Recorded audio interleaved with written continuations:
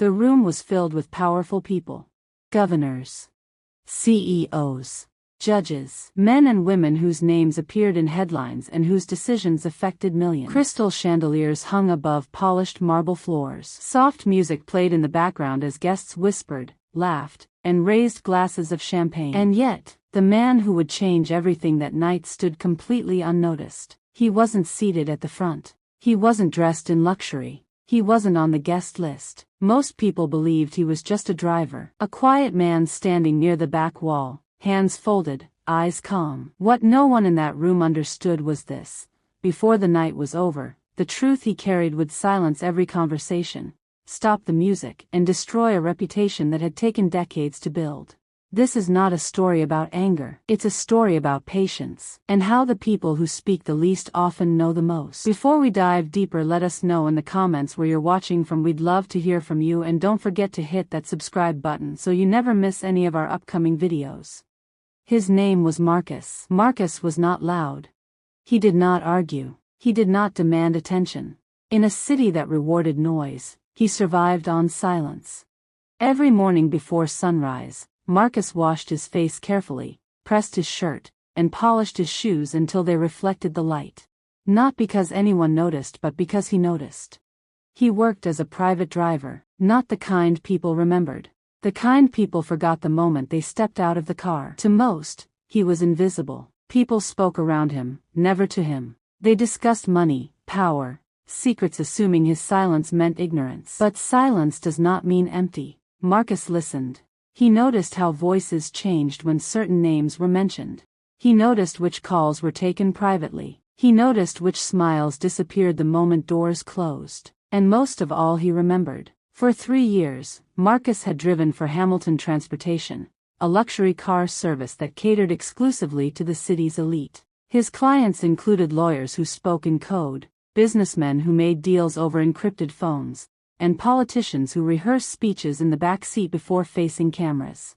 They treated the car like a confessional booth, as if the man behind the wheel wasn't human enough to matter. Marcus never corrected them. He simply drove, his eyes on the road, his ears absorbing every word. He learned that power wasn't always loud. Sometimes it whispered. Sometimes it signed documents in silence. Sometimes it destroyed lives with a single phone call and then ordered coffee like nothing had happened. Marcus had seen it all. And he had filed it all away in the quiet corners of his mind, waiting for a moment he wasn't sure would ever come. The city Marcus lived in was unforgiving. It chewed up people like him, people without connections, without inherited wealth, without the right last names, and spit them out without a second thought. But Marcus had learned to survive in the margins. He kept his head down, his opinions to himself, and his past buried where no one would think to look. He rented a small apartment in a neighborhood that gentrification hadn't reached yet. The walls were thin, the heat inconsistent, but it was his. Every evening after work, he would sit by the window with a cup of tea, watching the city lights flicker in the distance, thinking about the life he used to have before everything fell apart. He didn't talk about that life. Not to his neighbors. Not to his coworkers. Not to anyone, because some wounds don't heal with words. They require something else. Something far more deliberate. Marcus had a routine. Wake at 5. Exercise for 30 minutes. Shower. Dress. Drive. Listen. Observe. Return home. Repeat. There was comfort in the predictability, a shield against the chaos that had once consumed him. But beneath the routine was a quiet resolve, a promise he had made to himself years ago when the world had proven just how cruel it could be to people who couldn't fight back. He wasn't waiting for revenge. Revenge was messy, emotional, reckless. Marcus was waiting for justice. And justice, he had learned, required patience. It required timing. It required the kind of stillness that made people forget you were even there. So Marcus waited. He drove. He listened. And he prepared for the moment when silence would finally be allowed to speak. The groom was Elliot Grant. A public figure admired across the country. Philanthropist. Political donor. A man known for his speeches about integrity, faith, and family values. To the world, Elliot Grant was a symbol of success done right. But power has layers. And the higher you go, the more carefully you must hide the cracks. Years earlier, long before the wedding invitations, before the cameras, before the applause, Elliot Grant had made choices. Choices he believed were buried. Choices he believed no one like Marcus would ever understand or survive long enough to remember. Elliot's rise had been nothing short of meteoric. From a modest background in a Midwestern town, he had clawed his way into law school, then into a prestigious firm, then into the inner circles of political influence. By his mid-30s, he was a fixer. Not officially, of course. Officially, he was a senior consultant. But everyone who mattered knew what that meant. When problems needed to disappear, when investigations needed to stall, when reputations needed protecting, Elliot Grant was the man you called. His clients included CEOs facing fraud allegations, politicians caught in compromising situations, and wealthy families desperate to keep scandals out of the press. Elliot was good at his job. No, he was exceptional. He knew which judges could be influenced, which journalists could be paid off, which documents could vanish without raising questions. He operated in the gray spaces where the law bent just enough to let the powerful walk free. And for years, it worked. Elliot made millions. He married well, a woman from old money whose family name opened doors even his skills couldn't. He donated to charities, attended church, spoke at conferences about ethics and responsibility. The irony was lost on no one except the public. To them, Elliot Grant was a hero. A man who proved that hard work and integrity could still win in a corrupt world. But integrity is easy to fake when no one asks the right questions. And for a long time, no one did. Elliot's reputation was bulletproof. Or so it seemed. He had built it carefully, layering each public appearance, each donation, each calculated smile until the image was so polished that even he sometimes believed it. But underneath, there were bodies. Not literal ones, though Elliot sometimes wondered if that would have been easier to live with. No, these were the lives he had quietly dismantled. The whistleblowers who lost their jobs. The victims who were paid to stay silent. The cases that never went to trial because the evidence mysteriously disappeared. Elliot didn't lose sleep over them. He told himself he was just doing his job. That everyone in his position made the same choices. That survival in his world required a certain flexibility with morality. And for the most part, he was right. The system protected people like him. It always had. But systems have cracks. And sometimes, those cracks are big enough for the truth to slip through. One of those cracks involved a case from 7 years ago. A wrongful termination lawsuit that should have been straightforward. A man named David Hayes had been fired from a manufacturing plant after refusing to falsify safety reports. He had evidence. Documentation. Witnesses. It should have been an easy win. But Elliot Grant was hired by the plant's parent company.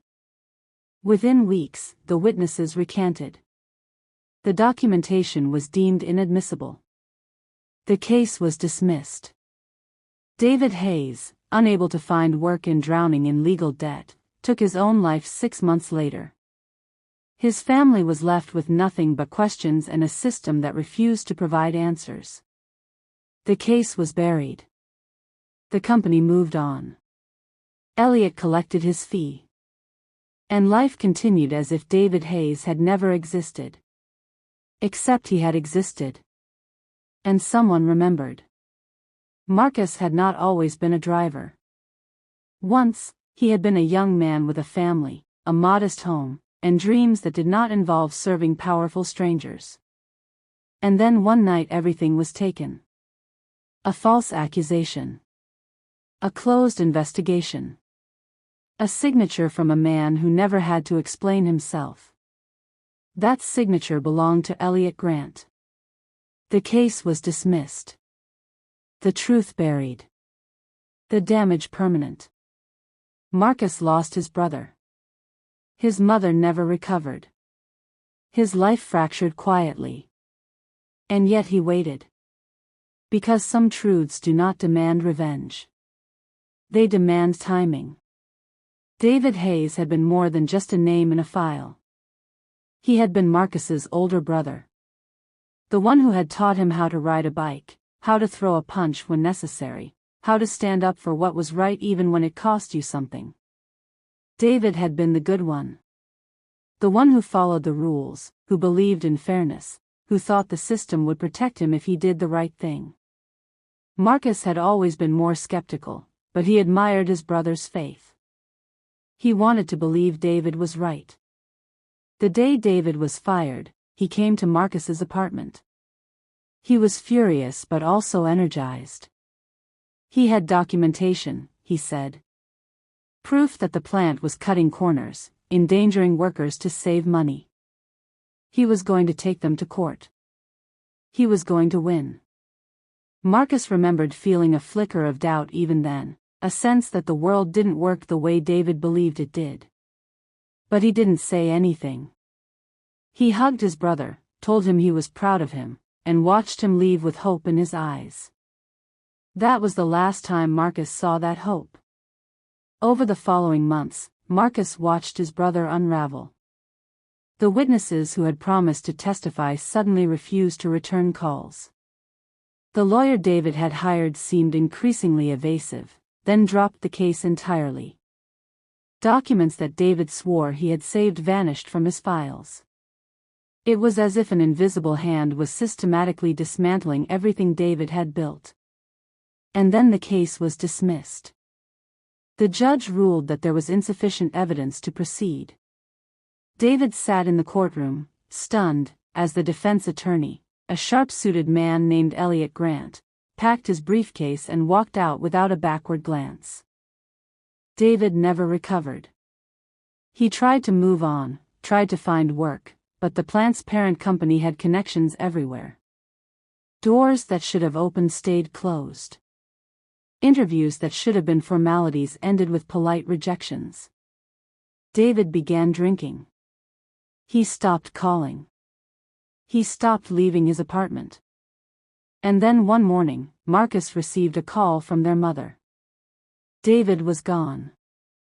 The funeral was small.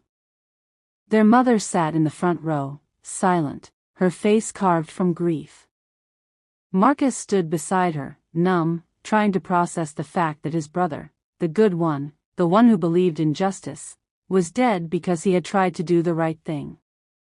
In the weeks that followed, Marcus did what he could to help his mother. He handled the paperwork, cleaned out David's apartment, tried to hold the pieces of their family together. But his mother never spoke again. Not really. She would sit by the window for hours, staring at nothing, her mind lost somewhere Marcus couldn't reach. She passed away less than a year later. The doctors said it was heart failure. Marcus knew better. You can die from a broken heart. It just takes time. After his mother's funeral, Marcus made a decision.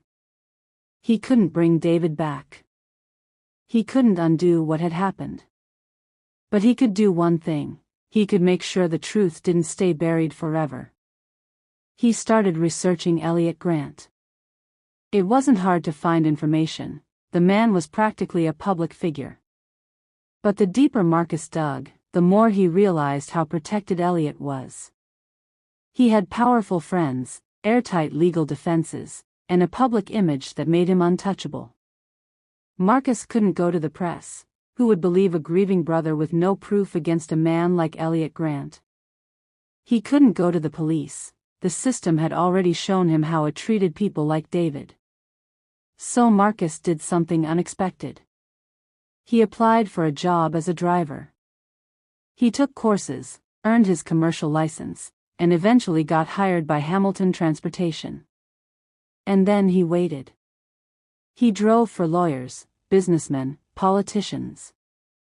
He listened to their conversations, learned how their world worked, and slowly, patiently, mapped the connections that held it all together.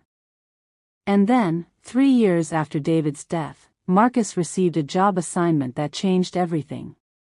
He was to drive for a wedding. The groom's name was Elliot Grant. The wedding was broadcast live. National coverage. Perfect lighting. Every detail planned to reflect elegance and honor. Marcus arrived early, as always. He stood near the service corridor, unnoticed, listening as guests praised the groom. A good man. A man of God. A role model. Marcus said nothing. He had learned long ago that truth does not interrupt. It waits for permission. And that permission came when Elliot Grant made a speech. The venue was extraordinary. A historic estate on the outskirts of the city, with manicured gardens, a grand ballroom, and enough security to make it feel like a state event. Marcus had driven several guests there earlier in the day, dropping them at the front entrance before parking in the service area reserved for staff. No one questioned his presence.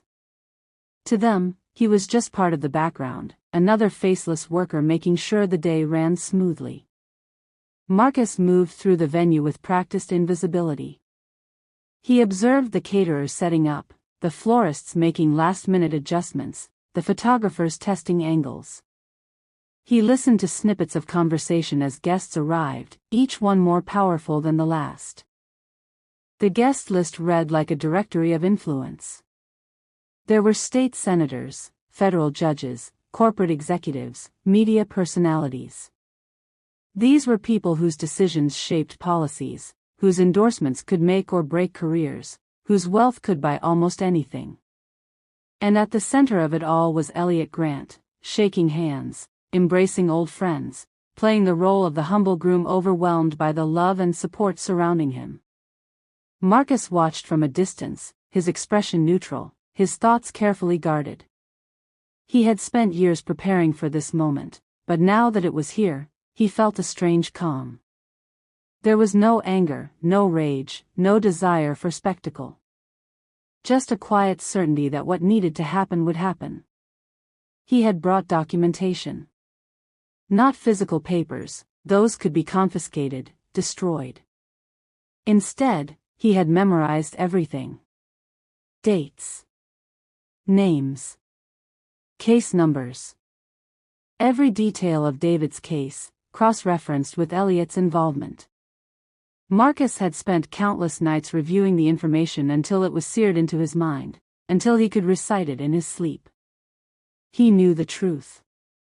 And tonight, the truth would finally speak. The ceremony itself was beautiful. The bride was radiant, her smile genuine, her eyes bright with happiness.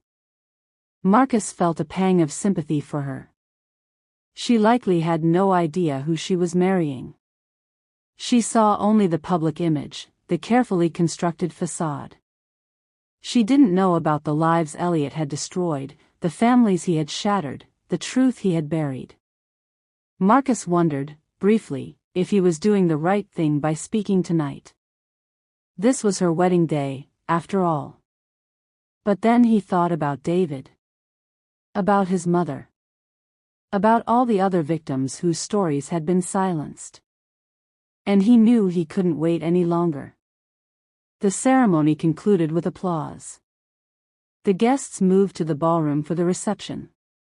Marcus followed, staying near the edges, his presence unremarkable. He watched as dinner was served, as toasts were made, as Elliot and his bride danced their first dance while cameras captured every moment. The room was filled with laughter and champagne and the kind of effortless joy that money could buy. And then Elliot stood to give his speech. Elliot's speech was masterful.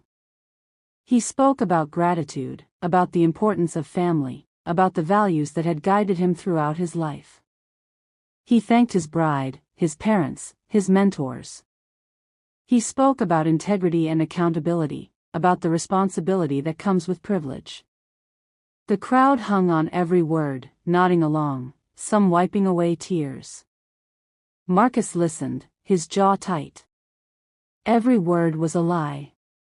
Not factually, perhaps. Elliot probably did feel grateful, probably did love his bride, but morally. Because a man who speaks about integrity while having destroyed innocent lives is not speaking truth. He is performing it. And performances, no matter how convincing, are not real. As Elliot's speech continued, Marcus felt something shift inside him. Not anger. Not even sadness. Just a deep, unshakable clarity. He had waited long enough. He had been patient. He had done everything right. And now, it was time. When Elliot finished his speech, the room erupted in applause. Glasses were raised. The music was about to start again. And that was when Marcus stepped forward. The music stopped. Security noticed too late. The room froze. Marcus spoke once. He said Elliot Grant's full name. Then he said one date. Then one location. The silence became unbearable. Because every word was documented. Every truth provable. Every lie exposed. Marcus's voice was not loud. He did not shout or accuse. He simply spoke, his tone calm and measured, as if he were reading from a script he had rehearsed 1,000 times. Which, in a way, he had. Elliot Michael Grant, Marcus began. The room went silent. Heads turned. Elliot, still standing at the microphone, looked toward the back of the room, confusion flickering across his face. March 14, 2018, Marcus continued. Hayes vs. Norwood Manufacturing. A wrongful termination case involving safety violations and falsified reports. Elliot's expression changed. The confusion vanished, replaced by something harder, more guarded. He opened his mouth to speak, but Marcus didn't stop. You were hired by the parent company to make the case disappear. And you did. Witnesses were intimidated. Evidence was suppressed. The case was dismissed. The room was no longer just silent. It was frozen. Marcus took a step forward, his eyes locked on Elliot. David Hayes was my brother. He was a good man. He tried to do the right thing. And because of you, he lost everything. His job. His reputation. His hope. 6 months after the case was dismissed, he took his own life. A gasp rippled through the crowd. Some guests glanced at each other, unsure how to react. Others stared at Marcus, then at Elliot, waiting to see what would happen next. Elliot finally found his voice. I don't know what you think you're doing, but this is neither the time nor the place for baseless accusations. His tone was firm, authoritative, the voice of a man used to controlling situations. But there was a tremor underneath, barely perceptible, that only someone listening closely would catch. Marcus caught it. It's not baseless, Marcus said quietly. I have the case file. I have the names of the witnesses you paid off. I have the emails between you and Norwood's legal team. I have everything. Elliot's face paled. You're lying. Am I? Marcus reached into his jacket pocket. Security moved, but Marcus raised his other hand, showing it was empty. He pulled out a small envelope and held it up. This is a flash drive. It contains every document related to my brother's case. Every email.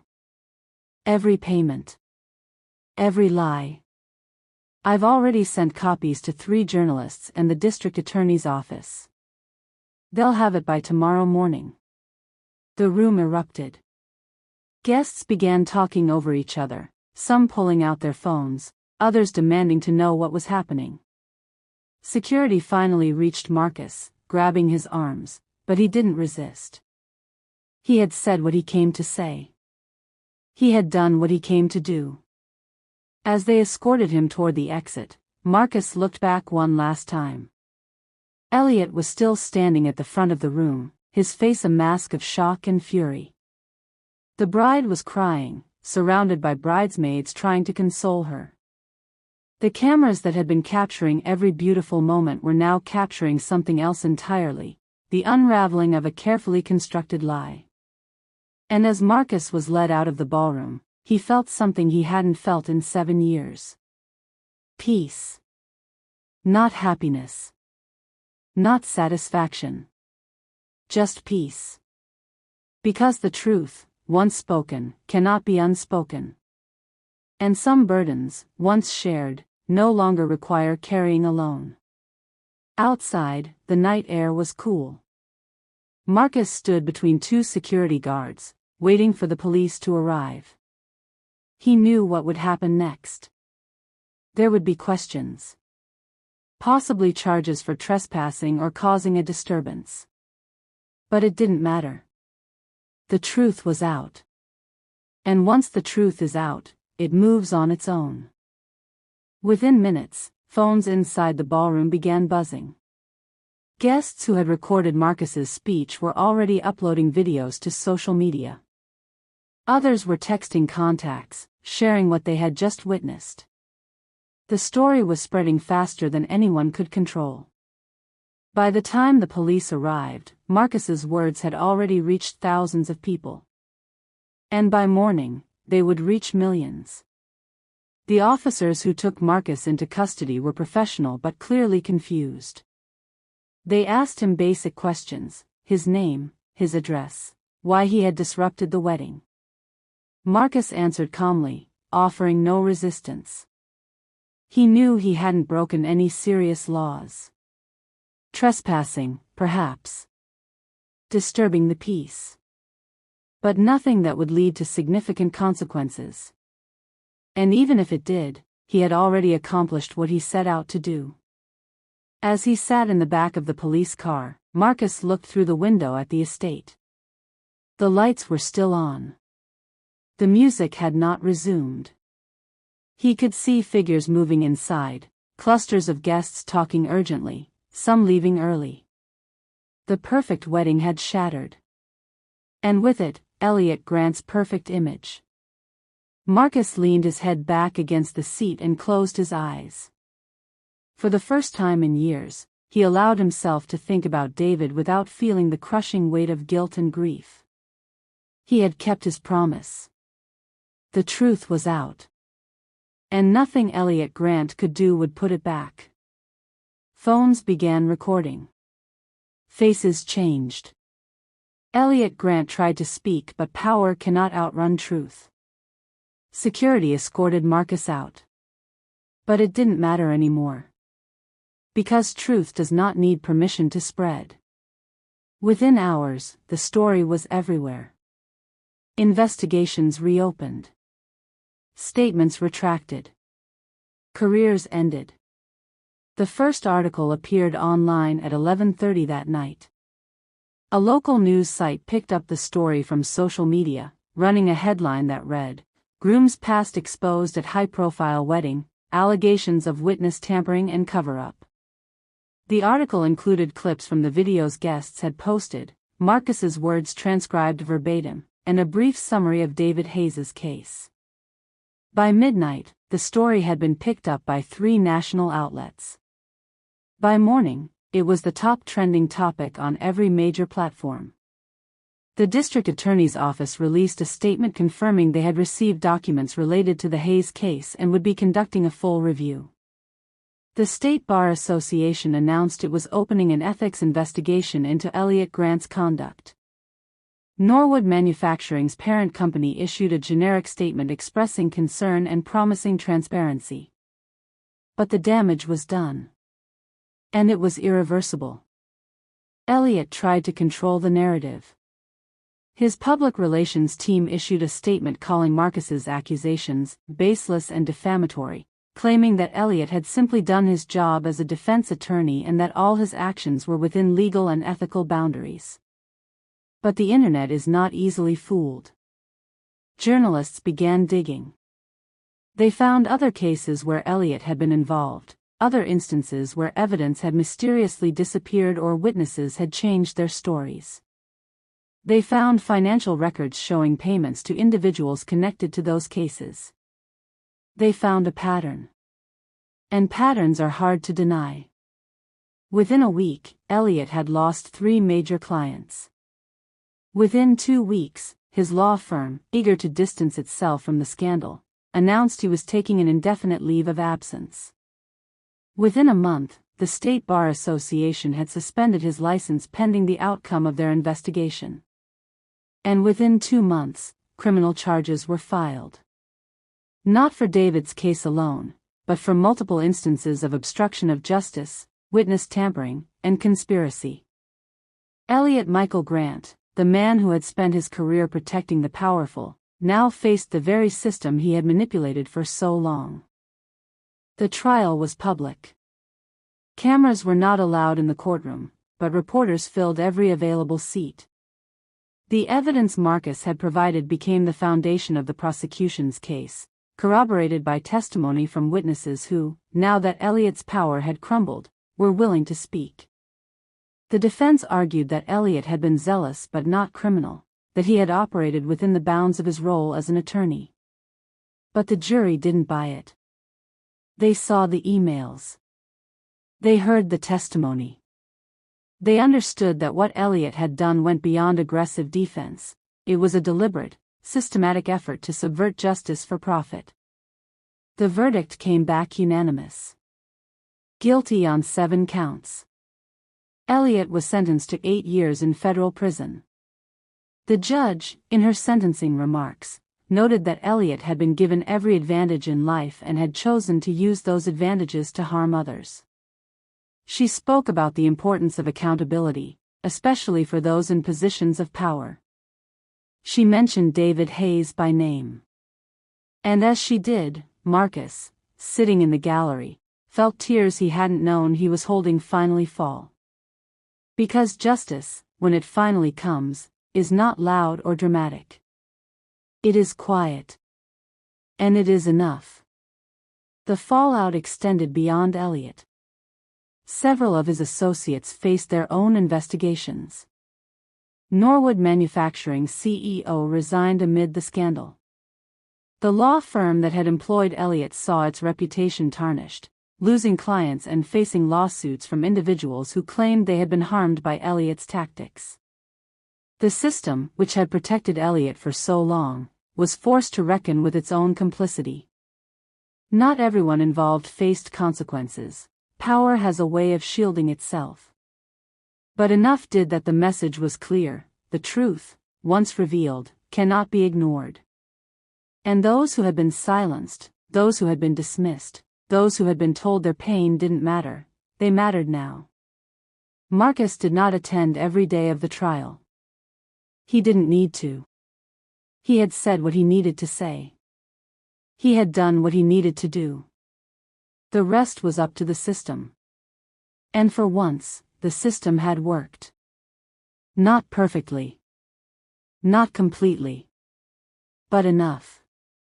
Enough to honor David's memory. Enough to give Marcus peace.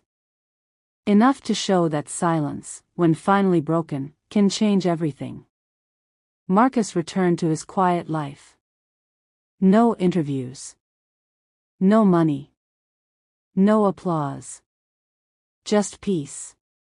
Because dignity restored is louder than revenge. And some victories are meant to be private. The media reached out, of course. Dozens of requests for interviews, offers for book deals, invitations to speak at events. Marcus declined them all. He had no interest in becoming a public figure, in turning his brother's tragedy into a platform. David deserved better than that. And Marcus, who had spent years in silence, saw no reason to change now. He continued working as a driver. Not for Hamilton Transportation, He had quietly resigned after the wedding, but for a smaller company that served everyday people rather than elites. He drove students to airports, families to weddings, elderly clients to medical appointments. He listened to their stories, their worries, their hopes. And he found a strange comfort in the ordinariness of it all. Because ordinary lives, Marcus had learned, were often the most meaningful. They didn't require fame or power or recognition. They simply required presence. And Marcus was finally, fully present. No longer carrying the weight of unspoken truth. No longer haunted by what he hadn't done. Just living. He visited David's grave once a month. He would bring flowers, sit on the grass, and talk to his brother as if he were still there. He told him about the trial, about the verdict, about how people were finally listening. He told him about the small moments, the sunset he saw last week, the joke a passenger told, the way the city looked in early morning light. He told him he was sorry it took so long. And he told him he loved him. One afternoon, as Marcus was leaving the cemetery, a woman approached him. She was younger, maybe in her 30s, with kind eyes and a tentative smile. "Excuse me," she said. "Are you Marcus Hayes?" Marcus hesitated, then nodded. "I'm Rachel," she said. "My father was one of the witnesses in your brother's case. He was pressured to change his testimony. He never forgave himself for it. When your story came out, when Elliot was finally held accountable, my father cried for the first time in years. He called me and said he finally felt like he could breathe again." She paused, her voice breaking slightly. "He passed away last month. But before he did, he asked me to find you. To thank you. To tell you that what you did mattered. Not just for your brother, but for him too. For all of us who were too afraid to speak." Marcus didn't know what to say. He had never thought about the others, the people who had been caught in Elliot's web and couldn't escape. Rachel reached out and squeezed his hand. "Thank you," she said simply. And then she walked away, leaving Marcus standing in the parking lot, overwhelmed by the weight of her words. He realized then that his decision to speak that night had not been just about David. It had been about everyone Elliot had hurt. Everyone who had been silenced. Everyone who had been told their truth didn't matter. And in speaking, Marcus had given them permission to believe that it did. That evening, Marcus sat by his window with a cup of tea, watching the city lights flicker in the distance. He thought about David. About his mother. About Rachel's father. About all the lives that had been touched, in ways he would never fully know, by one moment of truth. And he realized something profound: healing is not linear. It does not arrive all at once. It comes in small moments, in quiet conversations, in the slow rebuilding of a life that once felt irreparably broken. Marcus had spent years waiting for justice. And justice had come. But what he found in the aftermath was something even more valuable: peace. Not the absence of pain, but the presence of purpose fulfilled. The knowledge that he had honored his brother's memory in the only way that mattered. By refusing to let the truth stay buried. By choosing patience over rage. By believing that silence, when finally broken, could change everything. In a world obsessed with being seen, remember this: silence is not weakness. Patience is not surrender. And the truth never forgets where it was buried. Marcus's story reminds us that the most powerful acts are not always the loudest. Sometimes, the greatest courage is found in waiting. In watching. In holding on to truth even when the world seems designed to bury it. We live in a time when noise is mistaken for strength, when outrage is performed for applause, when people rush to speak without first taking the time to listen. But Marcus shows us a different way. He shows us that real power comes from knowing when to stay silent and when to speak. And that when you finally do speak, after years of listening and learning and preparing, your words carry a weight that no amount of shouting could ever match. So ask yourself, what truths are you carrying? What injustices have you witnessed that the world has chosen to ignore? And are you willing to wait, to prepare, to speak only when the moment is right? Because the world needs more people like Marcus. People who understand that justice is not about revenge or spectacle. It's about honoring those who can no longer speak for themselves. It's about believing that the truth, no matter how deeply buried, will eventually find its way to the surface. And when it does, it will change everything. If this story moved you, if it made you think about the quiet battles people fight every day, let us know in the comments. How would you have handled Marcus's situation? Have you ever had to decide between speaking out and staying silent? What would you have done if you were in his shoes that night at the wedding? We'd love to hear your thoughts. And if this is your first time here, welcome. Hit that subscribe button and turn on notifications so you never miss stories like this. Stories that remind us that in a world that often feels overwhelming and unjust, individual courage still matters. Individual truth still matters. And sometimes, one person speaking at the right moment can change everything. Thank you for watching.